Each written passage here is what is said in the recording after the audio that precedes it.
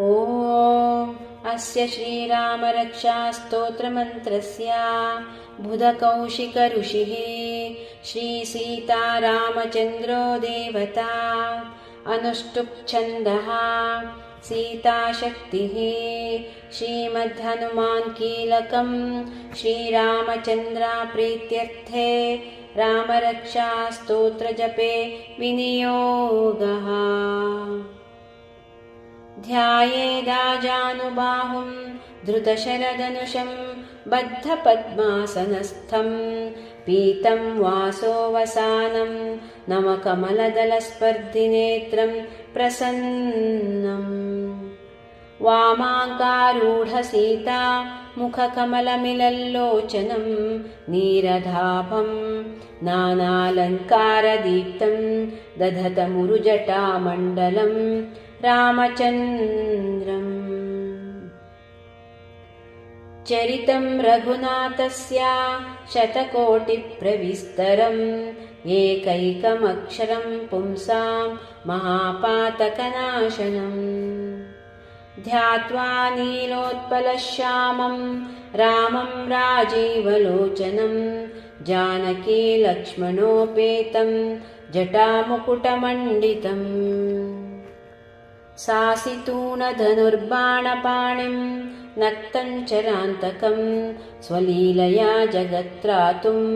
आविर्भूतमजं विभुम् रामरक्षां पठेत् प्राज्ञः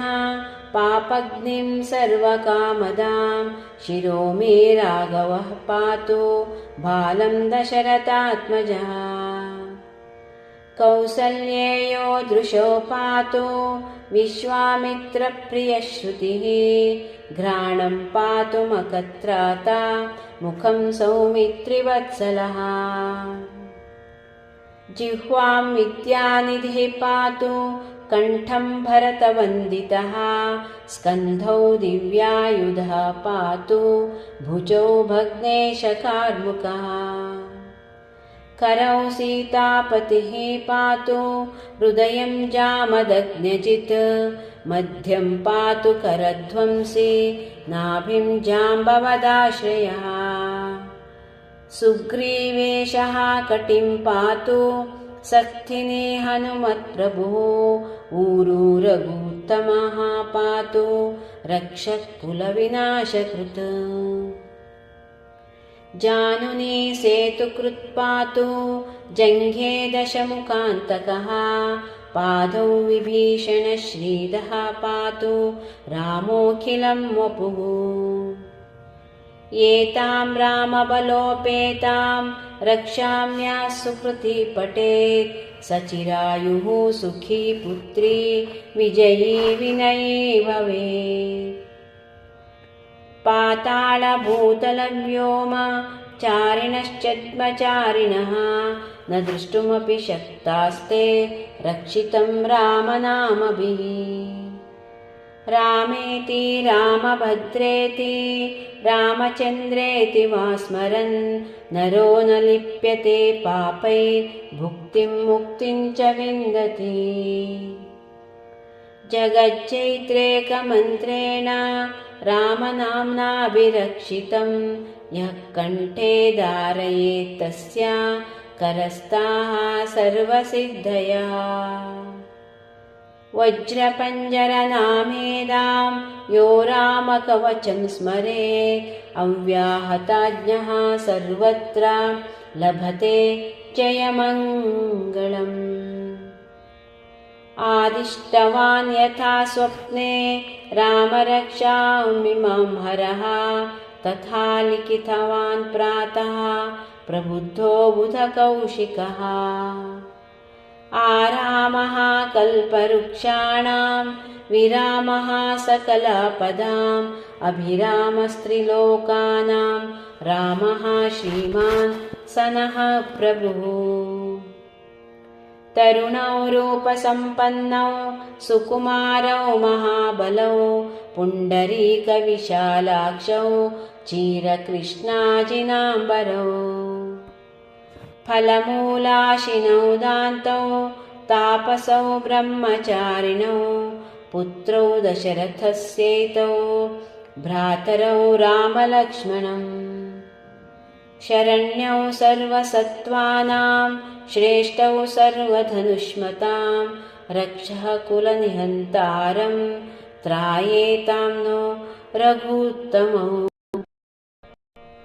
आतसज्जधनुषा विशुस्पृशा वक्षयाशुघनिषङ्गसङ्गिनौ रक्षणाय मम रामलक्ष्मण अग्रतः पथि सदैव गच्छताम् सन्नद्धः कवची खड्गे चापबाणधरो युवा गच्छन् मनोरथोऽस्माकं रामः पातु स लक्ष्मणः रामो दाशरथिः शूरो लक्ष्मणानुचरो बली काकुत्सः पुरुषः पूर्णः कौसल्येयो रघुत्तमः वेदान्तवेद्यो यज्ञेशः पुराणपुरुषोत्तमः जानकीवल्लभः श्रीमान् अप्रमेयपराक्रमः इत्येतानि जपन्नित्यं मद्भक्तः श्रद्धयान्वितः अश्वमेधादिकं पुण्यं सम्प्राप्नोति न संशयः रामं दूर्वादलश्यामं पद्माक्षं पीतवाससं स्तुवन्ति नामभिर्दिर्वै न ते संसारिणो नराः रामं लक्ष्मणपूर्वजं रघुवरं सीतापतिं सुन्दरं काकुत्सं करुणाणवं गुणनिधिं विप्रप्रियं धार्मिकम् राजेन्द्रं सत्यसन्धं दशरथतनयं श्यामलं शान्तमूर्तिं वन्दे लोकाभिरामं रघुकुलतिलकं राघवं रावणारिम् रामाय रामभद्राय रामचन्द्राय वेदसे रघुनाथाय नाथाय सीतायाः पतये नमः श्रीराम राम रघुनन्दन राम राम श्रीराम राम भरताग्रज राम राम श्रीराम राम रणकर्कश राम राम श्रीराम राम शरणं भव राम राम श्रीरामचन्द्रचरणौ मनसा स्मरामि श्रीरामचन्द्रचरणौ वचसा गृहामि श्रीरामचन्द्रचरणं शिरसा नमामि श्रीरामचन्द्रचरणं शरणं प्रपद्ये माता रामो मत्पिता रामचन्द्रः स्वामी रामो मत्सखा रामचन्द्रः सर्वस्वं मे रामचन्द्रो दयालुः नान्यं जाने नैव जाने न जाने दक्षिणे लक्ष्मणो यस्य वामे तु जनकात्मजा पुरतो मारुतिर्यस्य तं वन्दे रघुनन्दनम् लोकाभिरामं रणरङ्गधीरं राजीवनेत्रं रघुवंशनाथं कारुण्यरूपं करुणाकरन्तं श्रीरामचन्द्रं शरणं प्रपद्ये मनोजवं मारुततुल्यवेगं जितेन्द्रियं बुद्धिमतां वरिष्ठं वातात्मजं वानरयूथमुख्यं श्रीरामदूतं शरणं प्रपद्ये कूजन्तं राम रामेति मधुरं मधुराक्षरम् आरुह्य कविताशाखां वन्दे वाल्मीकिकोकिलम् आपदामपहर्तारं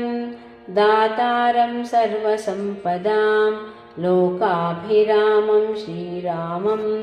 भूयो भूयो नमाम्यहम् भर्जनं भवबीजानाम् अर्जनं सुखसम्पदां तर्जनं यमदूतानां राम रामेति गर्जनम् रामो राजमणिः सदा विजयते रामं रमेशं भजे रामेणाभिहता निशाचरचमो रामाय तस्मै नमः। रामान्नास्ति परायणं परतरं रामस्य दासोऽस्म्यहं रामे चित्तलयः सदा भवतु मे भो राम मामुद्धर। श्रीराम राम रामेति रमे रामे मनोरमे सहस्रनाम तत्तुल्यं रामनाम वरानने इति।